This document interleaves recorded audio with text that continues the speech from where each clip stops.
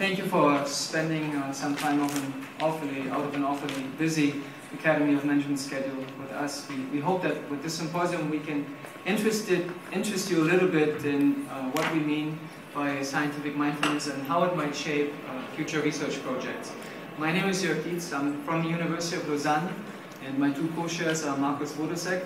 Markus is here maybe, from the German Graduate School in Heilbronn, and our third co-chair is Carsten Johnsen from IMD, also Lausanne, Switzerland, who unfortunately cannot be here today. I briefly show you the agenda. In a paper submitted to the Academy of Management conference last year that ended up winning the Caroline Dexter Award, we define scientific mindfulness as a holistic, cross-disciplinary and contextual approach whereby researchers need to make sense of multiple perspectives with the betterment of society as the ultimate criterion. This paper got later published as a book chapter, and I reference it here. The picture of the young man that you see up there, this is Carsten Johnsen, who lead authored this effort, and this was a very remarkable effort because he actually managed to work with 15 co-authors and get them under one hat, and I can assure you many of them are ballerinas. When you see this definition, you might think that we are idealists and suggest something this is not really attainable. I think we would quite disagree. We actually view it in many ways as a very pragmatic approach to doing research. One way to think about it is if you consider an individual study to be a tree, then in part what scientific mindfulness argues is that yes, it is very important that you focus on this one study that you're working on and that you work with the narrow research question that you may have defined. It's absolutely necessary to probably produce rigorous research.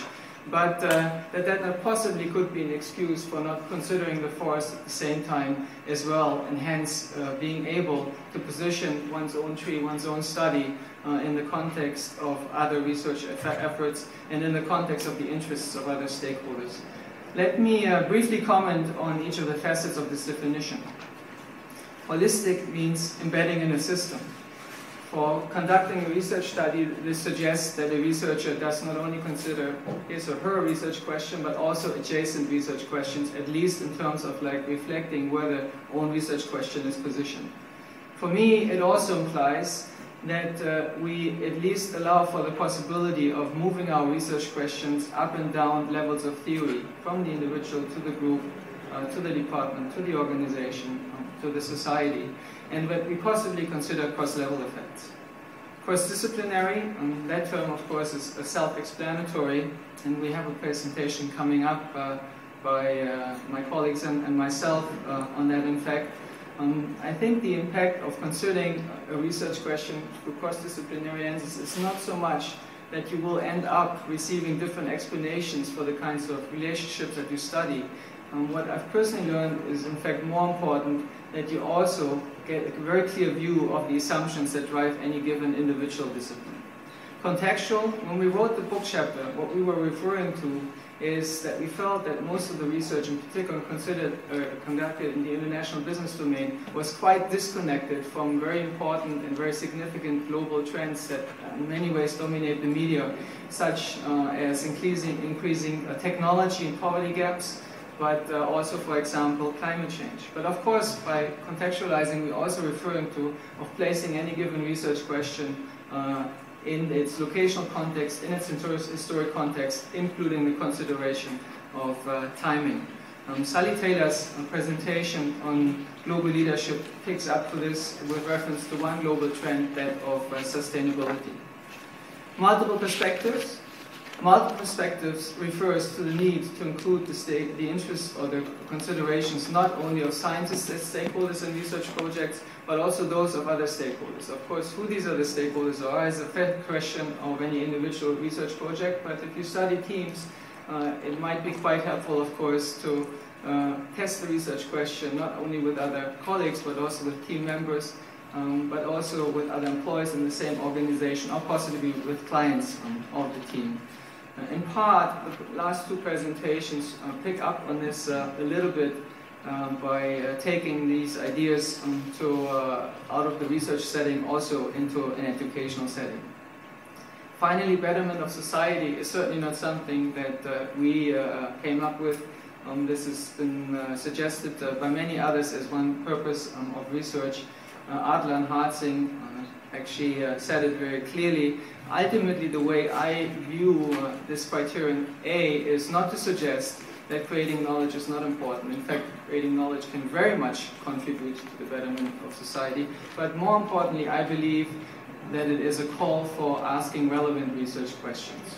And again, the idea here that we have is not that we would suggest that now asking relevant questions trumps, in fact, rigorous execution. In our opinion, these two things should absolutely go hand in hand. And in fact, rigorously conducted research will provide better answers to relevant questions than would poorly conducted research. Why did we get interested in scientific mindfulness, and how did we come up with this? A group of scholars interested in cross-cultural management and international management had formed an organization called the International Organization Network. We have an annual conference. The 2009 conference took place in Istanbul. And at this conference we had one session, and I actually went back to the agenda. It was entitled Future Trends, but also Life's Questions, and humorous. But essentially at this session, what became very clear to us is that many of us were quite satisfied with the state, in particular of international management research. We recognized that the field had in many ways become very inward-looking.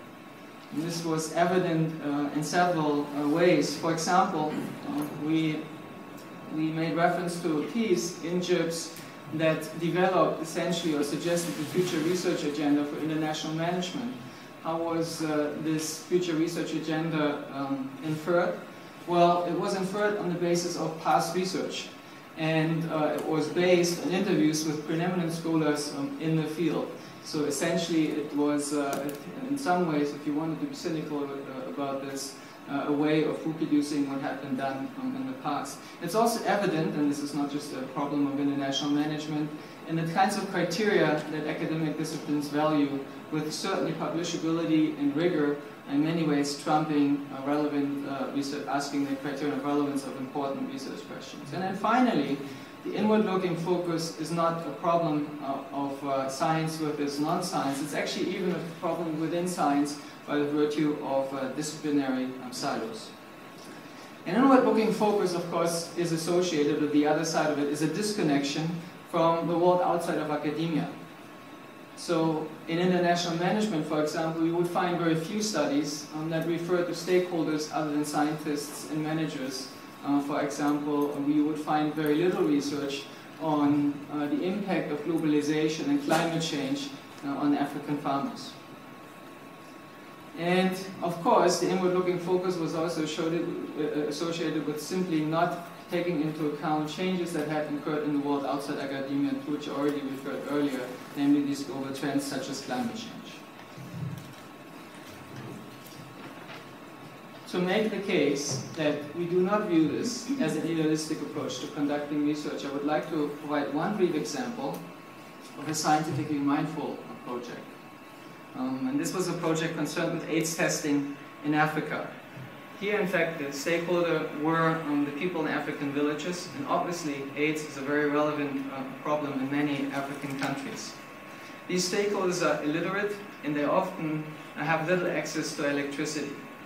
This meant that any AIDS test that would be developed for this stakeholder had to be functional, it has to work, it has to deliver reliable results. It has to be cheap, simply because certainly the stakeholders themselves would not have funds to pay for such a test, and the governmental or other funding was limited. And it had to be simple, given the educational status of all the stakeholders. The disciplines involved were bioengineering. They actually ended up designing a device, and you see it on the right-hand side there. It's a simple sort of like pregnancy test for AIDS and the effects of its treatment. You needed pharmacists in there because AIDS is being treated and the treatments affect how tests would react and report. You needed medicine and nursing in there because, among other things, you had to be concerned about how specifically to administer this test and to train the nurses on administering it. You needed operations management for distributing this test across villages in places where obviously the roads are often not very good or merely non-existent. And finally, you also needed sociologists and anthropologists. One of the things that was learned in the context of this project was that you could not possibly develop a test that would cause people to leave their villages, because then other villages would assume that they already had AIDS. And this was only learned by involving those folks. The result was this pregnancy test for AIDS and its consequences, and as you can see, all it requires is a drop of blood, and then it's applied to a paper device, paper obviously being quite cheap, and it's really a color-coded result, much like you would find it in a pregnancy test.